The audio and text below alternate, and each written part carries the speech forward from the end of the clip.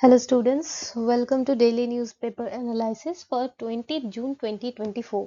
तो आज हम ये टॉपिक्स कवर करेंगे जो GS2, GS1, देन GS3 के भी कुछ टॉपिक्स हैं एंड एंड में टिडबिट्स ऑफ द डे जो कुछ इंटरेस्टिंग चीज़ मैं आपके लिए हर दिन लाती हूँ।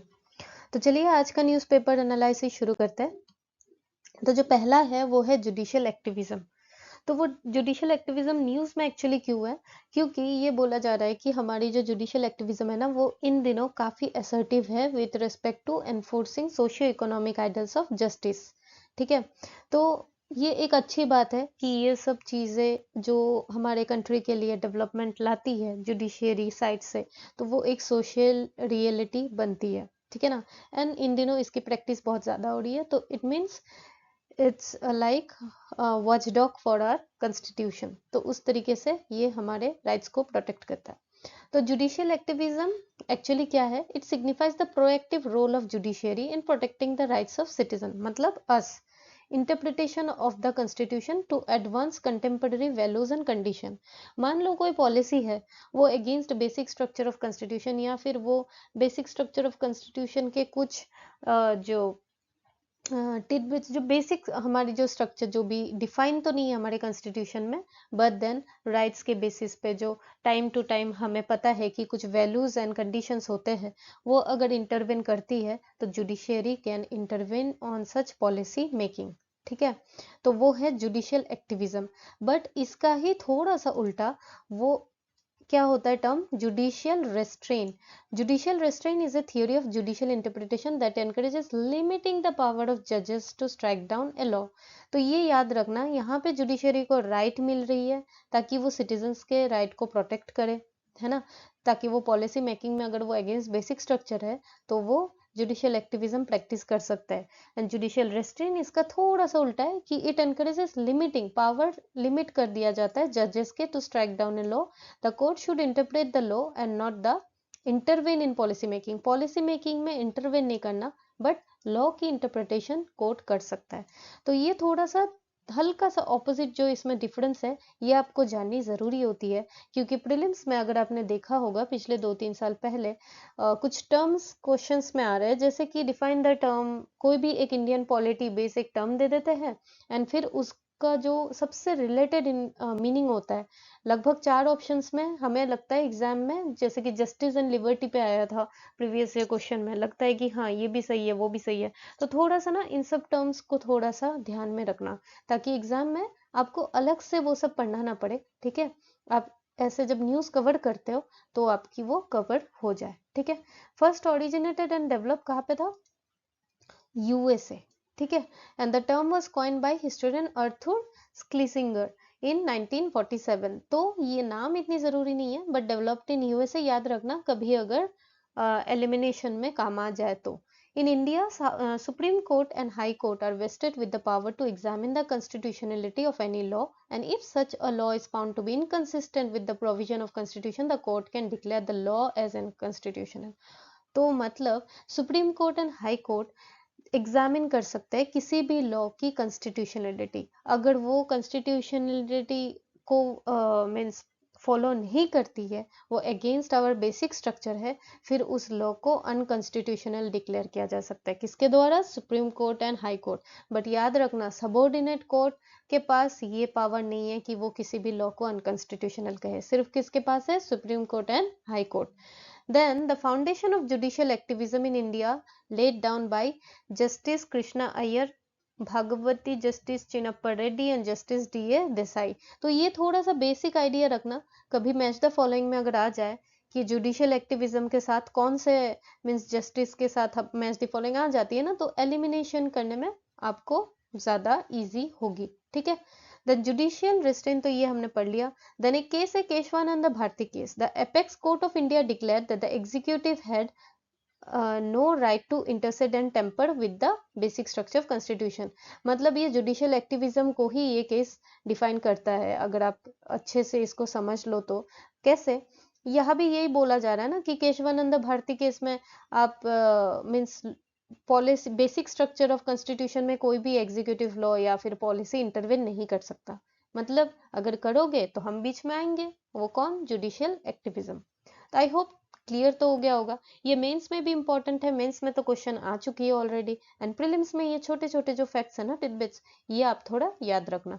एक दो बार पढ़ोगे, एक दो बार देखोगे तो आपको याद हो जाएगी। और मेरी जो ये डेली न्यूज़पेपर एनालिसिस है, आप डेली देखोगे तो रिवीजन भी होती रहेगी, क्योंकि न्यूज़ अगर रिपीट होंगे तो मैं रिपीट करूंगी, क्योंकि आपका रिवीजन मैं करवाऊंगी। ठीक है, जितना भी हो सकता है, ऐसा नहीं कंप्लीट तो आपको खुद ही करना पड़ेगा, बट जितना हो पाएगा I will do it for you. Then next है अम्बुबची मेला। तो ये बेसिकली न्यूज में इसलिए थी क्योंकि यहाँ के जो दर्शनार्थी होते हैं, डिवोटीज होते हैं, उनके लिए एक वीआईपी पास भी दिया जाता है। तो वो पास सस्पेंड रहेगी अम्बुबची मेला के वक्त। ठीक है, दैट इज अराउंड 21 जून से लेकर 30 जून तक। तो ये हो गया हमारा न्यूज़। ये हमारे एग्जाम पॉइंट ऑफ व्यू से ही, इसके बारे में तो नहीं पूछेंगे कि सस्पेंड किया गया था या नहीं। ठीक है ना, हमारा जो जानने का जो इंफॉर्मेशन है वो है, ये एनुअल फेस्टिवल होती है। कहाँ पे होती है? कामाख्या टेम्पल, गुवाहाटी, असम। ठीक है, the temple sanctum and sanctorum houses the yoni female genital symbolised by a rock. ये जो है ना structure, this is the yoni female genital symbolised by rock. ये कहाँ पे स्थित है? ये जो मंदिर के जो ये आपने एंड पार्ट में जो देख रहे हो ना, सेंक्टम, यहाँ पे इसके अंदर ही ये रॉक स्ट्रक्चर है, जहाँ पे हम अपनी पूजा करते हैं, प्रार्थना करते हैं जाके। ठीक है, and Kamakhya is one of the 51 Shakti Peeths. ठीक है, and holy sites for the follower of किसका? शक्ति कल्ट। एग्जाम में ध्यान देना, शिवा कल्ट, कृष्णा कल्ट, ऐसा कुछ भी आया तो नहीं, शक्ति कल्ट है, obviously Devi. Etch representing a body part of Sati and Lord Shiva companion. याद रखना, पार्वती जी नहीं, सती। ठीक है, गॉडेस सती की यहाँ पे पूजा अर्चना की जाती है। Situated on the Nilachal hills, ये भी एक फैक्ट है ज्योग्राफी पॉइंट ऑफ व्यू से। whose northern face sloped down to Brahmaputra river. ठीक है, एंड हिस्टोरिकल पर्सपेक्टिव से according to legends it was build by demon king Narakasura, but records are available only from 1565 when Koch king, that is Naranarayan rebuilt the temple. अगर आपको question आता है rebuild किसने किया, then Narnarayan, and originally किसके द्वारा बनाया गया था? Demon king Narakasura. ठीक है, अब यही न्यूज, ये तो हो गया आपके प्रीलिम्स फैक्ट, लेकिन यही न्यूज आप यूज कर सकते हो मेंस में, सोसाइटी के क्वेश्चंस में, एज एन एग्जांपल कि हमारे इंडिया में एक ऐसी स्टेट है जहाँ पे we celebrate the menstruation cycle. ठीक है, ऑफ द गॉडेस। तो यहाँ पे ये फेस्टिवल के द्वारा क्या प्रमोट किया जाता है? Menstrual hygiene. ठीक है, अवेयरनेस कि ये एक अनटचेबल जैसी चीज कुछ नहीं है, it's a normal part and normal process of our body. ठीक है, इससे टूरिज्म तो इंक्रीज होती है, रेवेन्यू जनरेट होती है, क्योंकि not only from various places of India, foreign countries से भी बहुत सारे डिवोटीज आते तो है। ठीक है, एग्जाम्पल में आप और एक चीज डाल सकते हो सोसाइटी के, स्टेट पीसीएस में भी you can apply, and APSC वाले कैंडिडेट्स तो ये अप्लाई कर ही सकते हैं। तो the attainment of womanhood of girls in Assam is celebrated with ritual called Tuloni Biya, means small wedding. Means शादी की तरह ही रिचुअल होती है, बस दूल्हा नहीं होता इस चीज में। ठीक है, तुलोनी बिया कहता है, मतलब जब फर्स्ट टाइम एक लड़की को पीरियड्स आते हैं तो उस टाइम पे वी सेलिब्रेट इट एज तुलोनी बिया। ठीक है, तो ये आप एग्जाम्पल दे सकते हो कि सोसाइटी में एक जगह पे जहाँ पे इसे आज तक अनटचेबल, एंड एक जगह पे इसे सेलिब्रेट किया जाता है इस तरीके से। तो रीसेंट एग्जाम्पल जो हमारे सोसाइटी कल्चर में एटलीस्ट हो रही है, एग्जिस्टिंग है, वैसे एग्जाम्पल दोगे तो आपके मार्क्स तो जरूर, एक मार्क्स तो बढ़ेंगे, एंड यू नो एग्जाम में 1 मार्क कितना मैटर करता है, राइट। अब जो नेक्स्ट न्यूज है वो है एनर्जी ट्रांजिशन इंडेक्स। ये न्यूज में क्यों है? क्योंकि India has been rank 63 on the global energy transition index release by world economic forum. ठीक है, जहां पे country has shown significant improvement across energy equity, security, sustainability. Top किसने किया? स्वीडन। ठीक है, तो ये हो गया। अभी ये लास्ट ईयर जो है ना, ये 67th रैंक, मींस इंप्रूवमेंट तो हुई, इस बार 63। तो ये कितने देशों के इकोनॉमीज के बेसिस पे ये इंडेक्स तैयार होता है? 120 इकोनॉमीज। क्या क्या देखते हैं? Economic development, growth, environmental sustainability and energy security, and देखते हैं उनकी रेडीनेस है कि नहीं ट्रांजिशन करने के, कि हाँ ट्रांजिशन हो सकती है कि नहीं, मतलब ये तो है, बट ये डेवलपमेंट, ये एप्लीकेशन में कितनी अप्लाई होती है कि नहीं, वो सब सारा देख के ये इंडेक्स तैयार होता है। तो ये जो WEF है ना, ये एग्जाम में तो इस तरीके से आता है कि इनके द्वारा कौन कौन सी रिपोर्ट पब्लिश की जाती है, इसके अलावा WEF क्या होती है, इसके बारे में भी आपको थोड़ा बहुत तो जानना है। तो WEF क्या होती है? Swiss non profit foundation, establish 1975। कहाँ है? जिनेवा, स्विट्जरलैंड, यहाँ पे। ठीक है। And recognized by the Swiss authorities as the International Institution for Public-Private Cooperation. ठीक है। Committed to improving the state of the world by engaging business, political, academic and other leaders of society to shape global, regional and industry agenda. Obviously ये तो general statements है, तो ऐसे आएंगे तो टिक तो करना ही है। ये इतनी ज़रूरी नहीं है, बट फिर भी मैंने आपके थोड़े अवेयरनेस के लिए मेंशन कर दिया कि फाउंडर एंड एग्जीक्यूटिव चेयरमैन कौन है? क्लोज क्वाब। ठीक है। तो अब ये इंपॉर्टेंट है कि रिपोर्ट WEF के द्वारा कौन कौन सी रिपोर्ट पब्लिश की जाती है। पहला है global competitive index, competitiveness report, global IT report, इसमें WEF के साथ इंसिड एंड कॉर्नेल यूनिवर्सिटी भी साथ रहते हैं। Then global risk report, global travel and tourism report and global gender report. हाल ही में ग्लोबल जेंडर रिपोर्ट रिलीज की गई थी। इंडिया की रैंकिंग कितनी थी?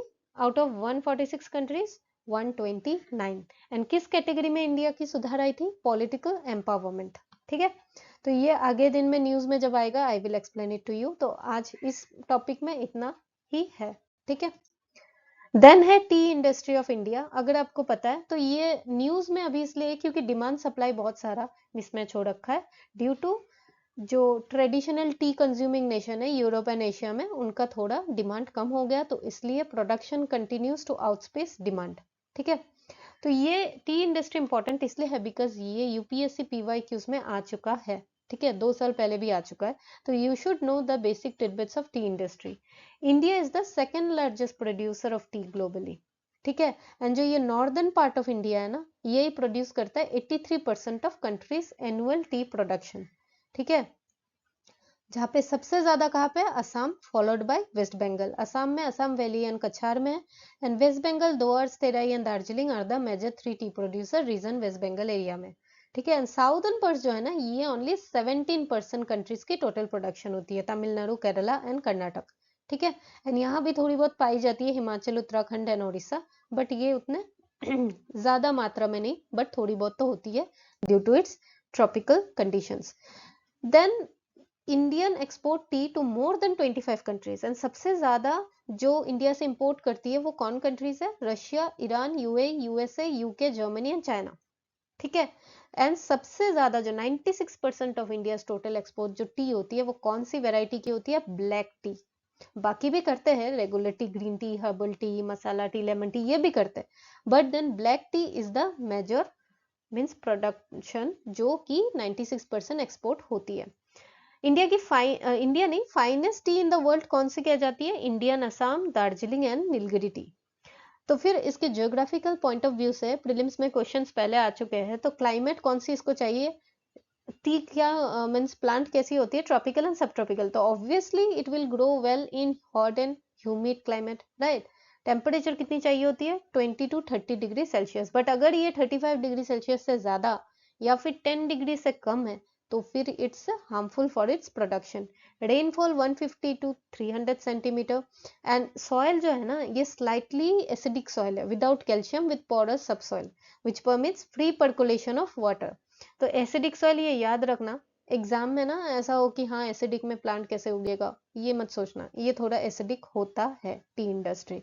तो I hope basic titbits of T industry तो आपको पता है। ठीक है। तो यहाँ से जब आप करोगे ना, आपको दोबारा फिर से गूगल करने की जरूरत नहीं है, मैं यहाँ पे खुद गूगल करके आपके लिए सारा देती हूँ ताकि आप नोट डाउन भी कर सको।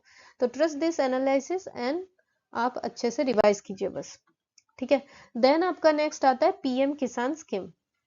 ये क्यों है? बिकॉज 17 इंस्टॉलमेंट रिलीज किया गया बाय प्रधानमंत्री हमारे नरेंद्र मोदी जी के द्वारा वाराणसी में। तो अभी दूसरे स्टेट्स में फंक्शंस ऑर्गेनाइज की जा रही है ताकि इंस्टॉलमेंट फार्मर को डिस्ट्रीब्यूट कर सके।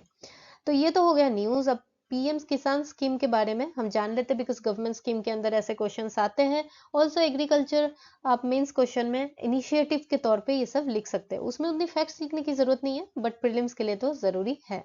तो ये transfer an amount of 6000 per year याद रखना। ठीक है।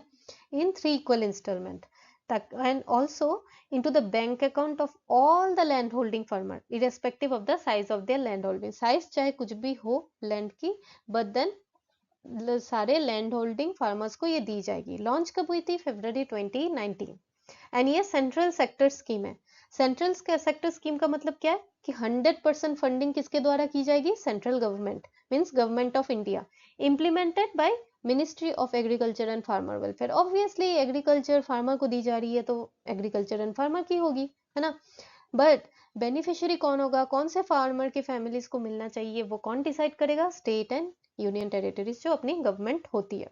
ठीक है, ये क्यों जरूरी है? क्योंकि जो फाइनेंशियल नीड्स होती है फार्मर को इनपुट के लिए, जो बीज उगाने के लिए बीज, फिर और भी फर्टिलाइजर्स, उनको जो भी खरीदना होता है, तो उनके लिए उनको वो सप्लीमेंट करती है ये अमाउंट।